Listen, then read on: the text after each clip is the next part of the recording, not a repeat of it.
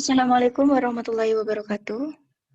Waalaikumsalam warahmatullahi wabarakatuh. Sebelumnya kami akan mempresentasikan tentang ide usaha dari kelompok kami, yaitu Dessert Box. Sebelumnya perkenalkan anggota kelompok dari kami. Yang pertama ada Rifat Muhtidatul Latifah, yang kedua ada Stefani Aryati Anugrah, dan saya sendiri Aprilia Arum Nugraheni.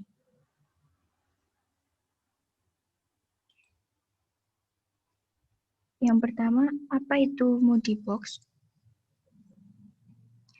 Moody Box adalah dessert yang disajikan dalam kemasan box dengan tujuan untuk bisa membantu memperbaiki mood banyak orang yang sedang dalam kondisi buruk, maupun untuk menambah mood seseorang agar lebih bersemangat dalam menghadapi segala sesuatu.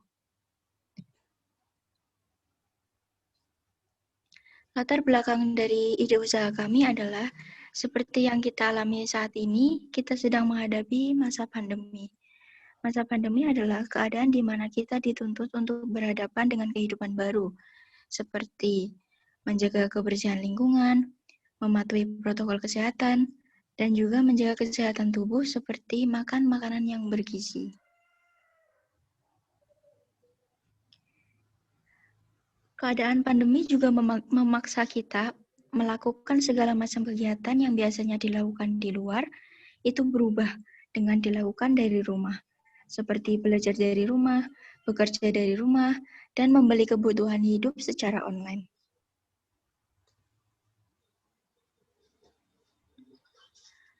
Masa pandemi itu mengakibatkan banyak orang menghabiskan waktu itu di rumah saja. Saat kita di rumah saja itu, kita akan mengalami rasa bosan. Untuk menghilangkan rasa bosan itu, kita bisa menguranginya atau mengobatinya dengan makan cemilan. Oleh karena itu, peluang ide usaha online di bidang cemilan sangatlah menjanjikan untuk menambah pendapatan kita di masa pandemi seperti ini. Seperti yang ide usaha kelompok kami akan buat adalah Dessert Box, yang pastinya dengan memanfaatkan teknologi informasi dan komunikasi dalam proses penjualannya. Dessert box yang akan kami buat itu memiliki cita rasa yang manis, teksturnya yang lembut, dan yang pastinya harganya terjangkau atau murah.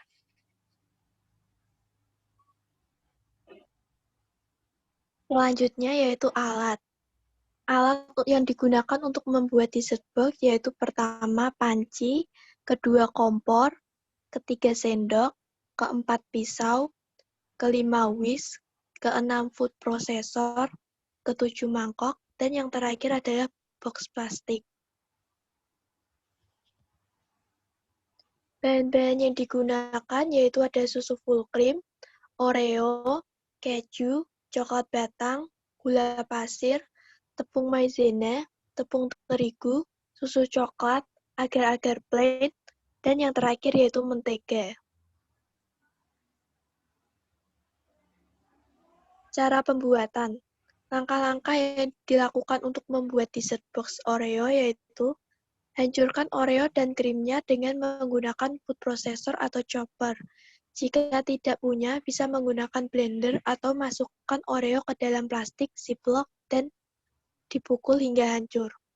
Kedua, cairkan mentega dan campur dengan Oreo yang sudah menjadi bubuk. Aduk rata, masukkan ke dalam dasar wadah atau toples. Ratakan dengan sendok hingga padat. Ketiga, masukkan susu full cream, keju, 1 bungkus agar-agar, dan gula pasir ke dalam panci. Aduk menggunakan whisk atau garpu.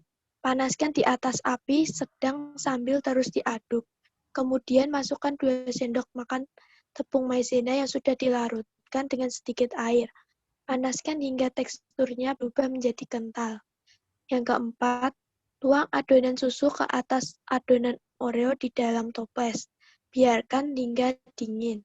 Kelima, potong-potong coklat batang, masukkan ke dalam panci.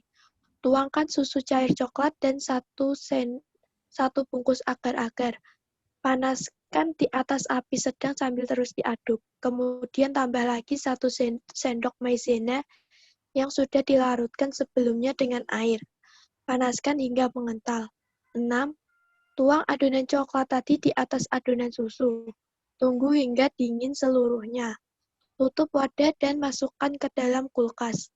Dessert box Oreo dapat dinikmati setelah 3 jam di kulkas. Selanjutnya ada pengemasan untuk membuat dessert box. Pengemasan yang kami buat untuk wadah dessert box ini menggunakan box ukuran 350 ml sesuai dengan nama usaha kami, yaitu dessert box. Bahan yang kami gunakan adalah bahan plastik yang memiliki ketebalan yang sedang, tidak terlalu tipis, dan juga tidak terlalu tebal. Untuk detail ukuran yang kami buat adalah 12 cm kali 12 cm kali 5 cm yang lengkap dengan tutup boxnya. Tidak lupa untuk menambahkan sebuah branding yang menarik di luar boxnya. Hal itu akan membuat konsumen tertarik membelinya dengan produk yang kami jual. Di samping atas ini adalah gambar contoh tentang bagaimana pengemasan yang kami buat untuk produk kami, dan tidak lupa di bagian atas tutup box terdapat sebuah branding yang menunjukkan identitas produk kami. Selanjutnya ada pemasaran. Strategi pemasaran. Kami telah menyusun strategi pemasaran dan tahapan-tahapannya sebagai berikut. 1. Pengembangan produk. Dessert box memang telah banyak dijumpai dan mudah ditiru. Namun kami akan memberikan sedikit modifikasi, seperti dari segi rasa dan sedikit mengubah tampilan produk agar tampak lebih menarik serta lebih unik dengan bahan-bahan yang baru. Dessert box ini akan menambah cita rasa yang baru, manis, gurih, dan lembut. Yang kedua, pengembangan wilayah pemasaran. Area pemasaran utama kami adalah di sekitar kampus Udinus dan daerah tempat tinggal kami. Dan untuk mengembangkan wilayah pemasaran, kami berencana untuk menargetkan wilayah yang lebih luas lagi, seperti toko kue atau toko oleh-oleh, kota-kota lain selain kampus Udinus dan daerah tempat tinggal kami. Dan bahkan ketika usaha kami berkembang, kami akan memperluas wilayah pemasaran hingga mencakup seluruh wilayah Indonesia. Yang terakhir ada kegiatan promosi. Promosi merupakan bagian dari proses pemasaran, sangat mempengaruhi kelancaran dan keberhasilan suatu usaha. Kami melakukan promosi pada tahap awal melalui media sosial seperti Instagram, Twitter, dan WhatsApp.